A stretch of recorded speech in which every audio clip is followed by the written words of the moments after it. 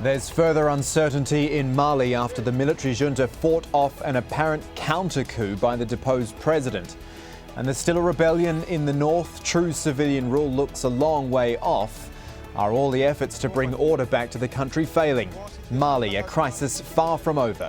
This is Inside Story.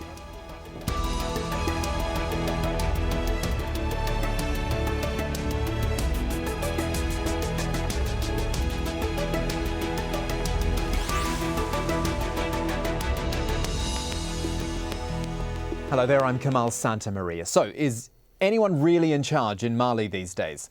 6 weeks ago there was a coup, then a power transition deal, an interim government, now a counter-coup, or at least an attempt at one. Technically Mali is still under the rule of the junta leaders and their appointed interim president, but something's still not right. The country is clearly unsettled. Elections are due to happen but aren't necessarily firmed up. The West African bloc ECOWAS is trying to exert some influence. And there's the rebellion in the north to think about too. So again, we ask, who's in charge? And has the deal brokered by ECOWAS simply failed? All things we will discuss today with our guests after this report from Nicole Johnston on the thwarted counter-coup. Mali's first coup by a military junta was in March. Now loyalists to the former president have attempted a counter-coup.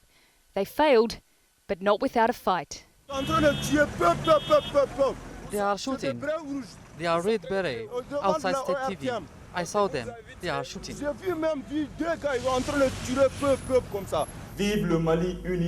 military junta says it still controls the airport, a military base and state television.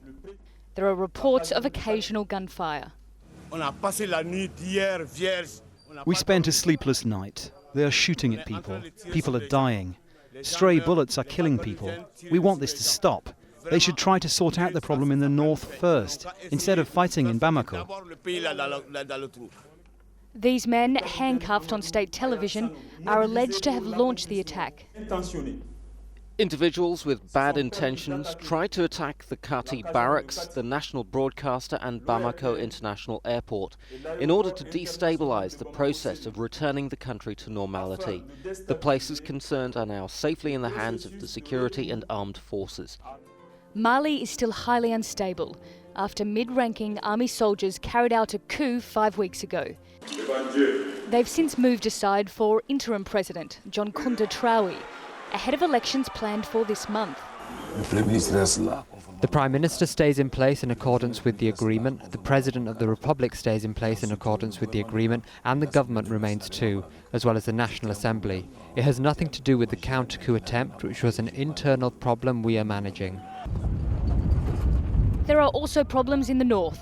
Tuareg rebels, some thought to have strong ties with Al-Qaeda, have taken control. Different groups competing for different regions is pulling Mali apart. Nicole Johnston, Al Jazeera. So who is to blame for the crisis in Mali? We've got three guests to discuss this issue. In London, Alessandra Giuffrida, an anthropologist specialising in Mali at SOAS, the School of Oriental and African Studies.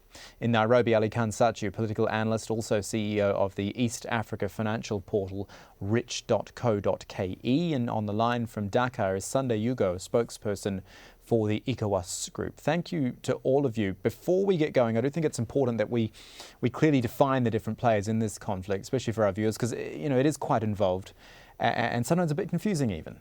So I want to start, first of all, just running through the players. Amadou Toumani Touré, of course, the deposed president, forced from power just weeks before he was actually meant to resign. You have Captain Amadou Sanogo, who is the coup leader, who took action because he says there was mismanagement of the Tuareg rebellion.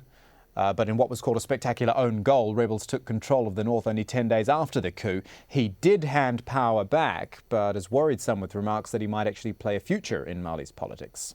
One more person, John Kunda Traoui, who is the interim president, coveted the top job for a long time, but was also an ally of the deposed president, makes some a bit wary of him. And then two groups to think about as well. The Tuareg rebels, kind of two in one, the MNLA, which calls for a Tuareg independent homeland, the Ansar Dine, which wants Islamic law. An uneasy partnership between the two, but they did bring northern Mali under Tuareg control. And then ECOWAS, of course, the Economic Community of West African States, which played a big role in brokering the deal which returned Mali to civilian rule, but running into trouble now with the coup leaders who see ECOWAS as trying to sideline the military. So let's start by talking to ECOWAS. Sunday Ugoh, who is a spokesperson for the group, on the line from Dakar.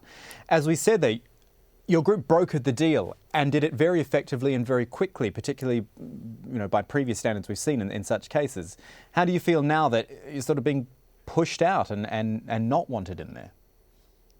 Well, we're not pushed out as it were. I think there's, in a sense, a misunderstanding of the role of ECOWAS with the junta. But let me take a step back. As part of the deal that ended the tenure, if you like, of the military junta, the understanding was that they were going to go back to their barracks. Now the reports that we get, which created the current crisis, suggests that it was provoked by an attempt to arrest some members of the Presidential Guard.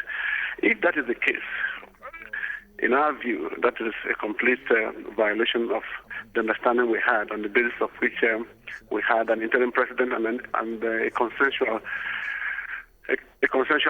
president and an interim prime minister. So for us, they are not going to walk away. So the reality is that Mali is still in West Africa. There's no way that that situation is going to be resolved without the involvement of the neighbors.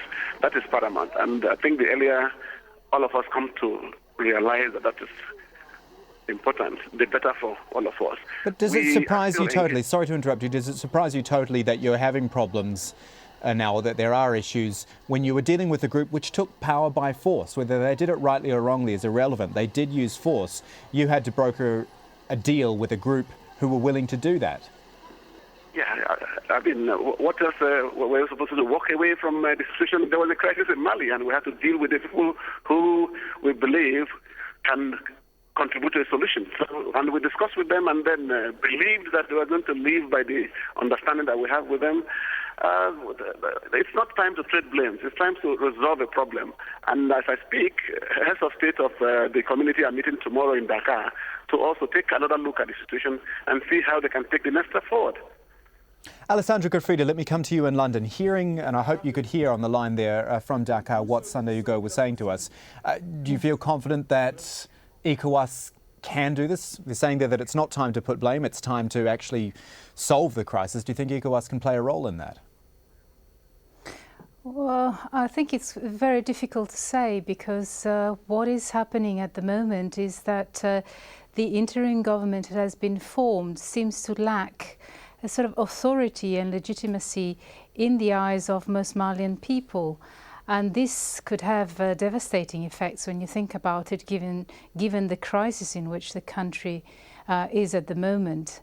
And two other problems I see as an obstacle to ECOWAS being the main player in the area are, one, the lack of that official information that is being given out, including to the Malian people, let alone the international community. And two, the lack of loyalty amongst most militaries in Mali. There seems to be a sort of lack of authority to which most Malians, civil and militaries, can refer to. And the silence of the interim government after yesterday's counter-coup is very disquieting. There's been no official statements being made by the Prime Minister or by the interim president. And I think this is really making most Malians feel like they're not represented by a government whose who has their best interests at heart and is acting towards finding solutions to protect its citizens, to put the program for the political elections which are upcoming together, whether it will take 40 days or 12 months, and also solve the problem in the north of the country. So I don't think that ECOWAS alone can really solve the problem. It is something that Malians will have to solve among themselves. But isn't this, actually let me put this to Aly Khan Satchu there in Nairobi to bring him into the conversation, isn't this the inherent problem with an interim government, that it can't really do anything major? Alessandra was saying that the silence with this counter-coup was quite disquieting, that you should hear nothing from an interim government. But they don't want to rock the boat too much. They know there's going to be elections at some point, and they probably just want to keep the rule, keep the law, but stay out of it as much as possible almost. Well, in response to that question, I would say, they're not armed. The military is armed, and you're going to be very cautious about what kind of comments you're going to make in such a fast-moving, at times surreal environment. I'm unsure as to how much leverage ECOWAS has over the situation. I think it was in a very fragile equilibrium for a number of years, the state of Mali. I think you've had an enormous blowback from the toppling of Muammar Gaddafi. You've got the north practically trying to peel off, if they haven't already. And you've got a fast-moving situation in the capital where it seems to me the rule of the gun counts. And so far, the junta seem to have the military advantage. And I think very nice-sounding agreements are not going to really carry any weight until the junta feel that they need to step aside. And so far, it's clear they don't. Sunday Ugoh on the line there from Dakar. Our two other guests have both indicated that you, as a group, ECOWAS, needs cooperation. This has to be a real group effort from all the players who I mentioned before to actually find the solution you were talking about. Tell me, do you actually feel you're getting some cooperation, enough cooperation to make a difference? Internally, at the moment, not as much as we would expect, considering the understanding we had with the military junta. But I think the point that was made by the contributor, by one of the previous contributors, is quite relevant. And that is the point that, from the military point of view, the hierarchy for a professional army, the hierarchy as it is now, has been completely disjointed. So there's no respect for hierarchy in the military. Now what we have is virtually a sense of the rule of the gun, and that perhaps validates the point made by another contributor about disrespect for even the civilian authority. Because when somebody else has a gun, then you have to be careful about what you say. But that is the kind of environment we are trying to see how to resolve, working with our partners. Our very strong partners, the AU, the UN, France, Mauritania, Algeria. That is the whole idea of ECOWAS. The summit that we had in Abidjan on 26th of April brought all these groups together because we believe that they have an influence in what is happening in Mali. And we believe that working together with all those players, we will be able to resolve the problem. But I mean, there's no point in being pessimistic. I think we should all, out of a sense of optimism, work towards seeing how we can deal with the current situation and how we can work together to resolve it. Because I think it's important that we resolve it. Otherwise, we will be bowing to the rule of the gun, and that portends a dangerous omen for West Africa. Are you able to think much about the rebellion in the north, or is that almost something you need to worry about it, obviously, but you need to sort out what's happening in Bamako first before worrying about the rebellion in the north, the Tuaregs? I think from our point of view, it is important to resolve the rebellion, the crisis we have in Bamako, as it were, so that we can at least have some sense of stability. We can have some sense of security, on the basis of which we can now take the next important step. The next important step is for us to working together with the military of Mali to see how we can resolve the security situation in the north. That is our roadmap. That has been our roadmap. And Malians understand that.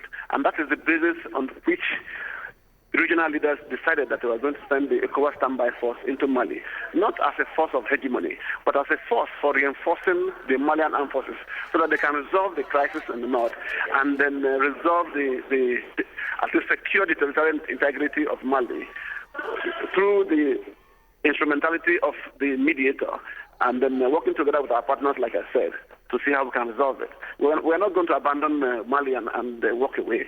We're going to continue to work and looking at the possibilities and working with our partners to resolve the problem there.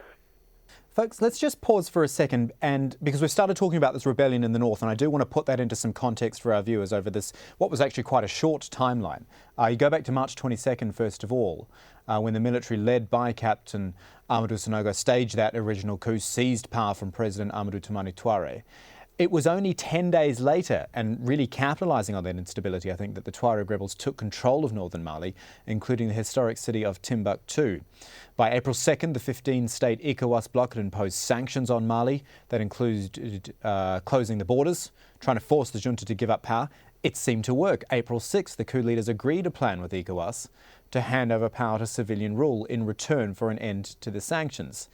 Less than a week later, the beginnings of change. Dioncounda Traoré was sworn in as Mali's interim president. So that just gives us all, again, an idea of how fast this moved. It is that rebellion in the north I do want to pick up on again with Alessandra Giuffrida. How important is that in the grand scheme of things now? I was just saying to Sunday Ugoh that Bamako probably needs to be sorted out first, the acute issues there. But if it's not looked after or looked at, this rebellion in the north could become an even bigger problem down the line. Well, yeah, it is already, I think, quite a big problem in the sense that whilst, again, the loyalists and pushists were fighting one another in Bamako, and ECOWAS was holding its conference in Abidjan, there was a meeting in Gao where the MNLA basically came up with 4 resolutions. One was to ask all armed groups to give up their weapons, and also proclaim that the MNLA was going to be the only group to secure the protection of civilians in the Azawad. The second resolution was to ask ACMI, the Al-Qaeda in the Islamic Maghreb, to leave the region immediately. The third resolution was to ask the international community and the UN to recognize the Azawad as an independent state and therefore the right to self-determination. And the fourth resolution was to ask all refugees to return to their country. Now, to me, these 4 resolutions seem to indicate that there is almost a certainty that this state of Azawad has reached its independence and is consolidating its ground. And therefore, one has to really wonder whether all the destabilization that is ongoing in the south of the country might be facilitating the consolidation of the Azawad state in the north. And if so, which are the interests behind it? We know that the north is very rich in mineral resources. The gold is in the south, but uranium and oil are in the north. And we also know that there are a large number of foreign companies already operating in the Azawad. Now, are we not witnessing a gradual change of power from the south to the north and a militarization in the north so that foreign actors will be able to move in? And, okay, let me pause. Let me jump in there and actually put that, seeing as you've asked that question, put it to Aly Khan in Nairobi. The potential strength of Azawad here. I think, to me, the Azawad look extremely efficient. They look extremely efficient. They've moved for the prize at speed. They appear, just like your previous speaker said, to be consolidating their power. But I think what's very interesting for me is we're watching an increasing trend of where states are splitting into a number of different small statelets. And I don't know whether this is a deliberate strategy or whether it's a consequence of what we've seen in Libya, the intervention in Libya and so forth.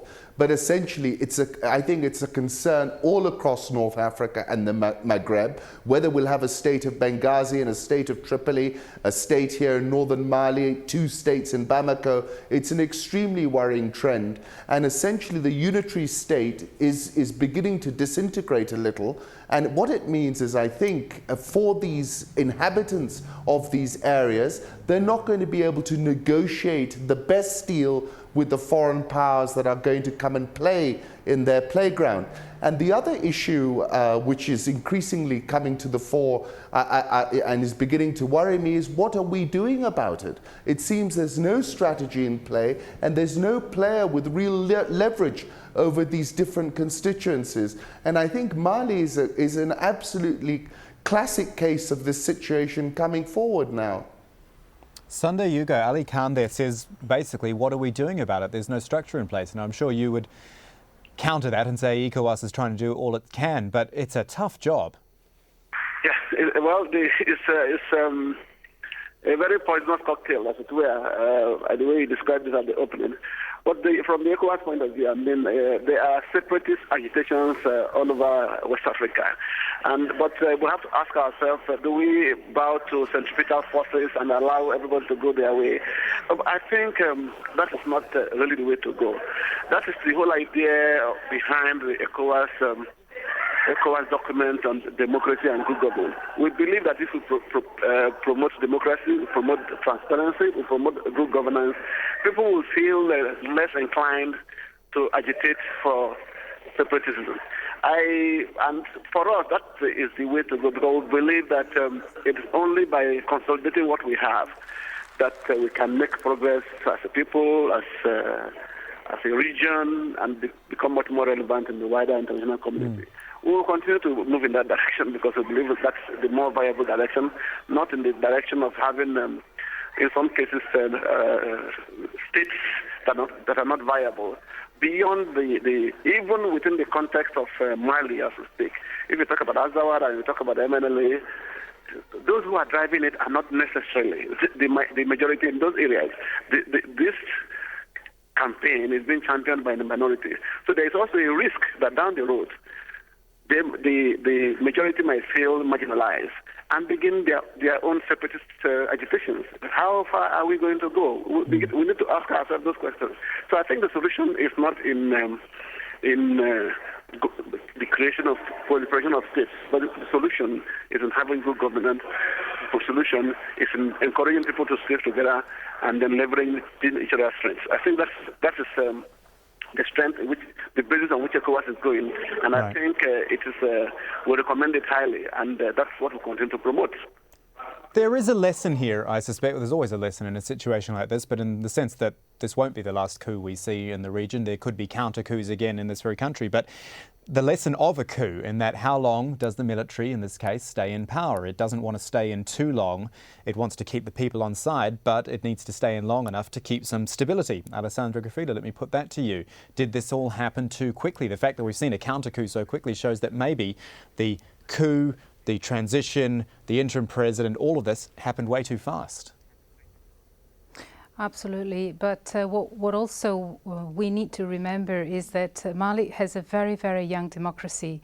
Perhaps most people don't know that the first multi-party political elections took place only in 1992, and coincidentally that was at the same time as another rebellion was ongoing in the north. For several reasons, and there's great similarities between what is going on now. At the time, the military coup was organized by the current president of Mali, Atate, and in 1992 we then had a president who had the competence to manage a state and help Malians trust that they were leading towards a democratic state. I think that unfortunately, after Conaré left the scene and Atate was elected president in 2002, the country has gradually fallen into a series of problems that have to do with increased militarization of the men in the army, which Alessandra, coincided with... I'm going to interrupt Yes. you. I'm terribly sorry because I am running out of time and I want to get one final word from Aly Khan Satchu in Nairobi. Sorry for that. Yes, sure. Okay. Quick no word, problem, Ali, no on problem. the idea of counter-coups, which is where we started this show. Chance of them happening again? Potential for this to keep happening? Well, I think I think it's absolutely inevitable. I think the big problem is you've got a lot of drug routes also coming into a place like Mali, a lot of capital formation in those people who are conducting that kind of business, probably much more capital in their hands than is in the state's coffers. And I think, therefore, when you look at this scenario, you're looking at a scenario where you have players hidden behind the veil who are wielding a lot of power, whose interests might be served by keeping the junta in power. And financially speaking, I'm sure they have the wherewithal to organize themselves far better than ECOWAS, who sent a plane yesterday or the day before to negotiate with some of the junta members, Right. and it couldn't even land. So, my concern is we don't have players who have leverage on the situation, and it can disintegrate very quickly. So thank you to all our guests. In London was Alessandra Giuffrida, in Nairobi Aly Khan Satchu, and on the line from Dhaka, Sunday Ugoh from ECOWAS. Thank you to all of you. Thank you to you, our viewers, as well, for joining us for Inside Story. You can send us your feedback whenever you'd like. Email your thoughts to us, insidestory@aljazeera.net. I'm Kamal Santamaria from the whole team. Thanks for watching. Goodbye for now.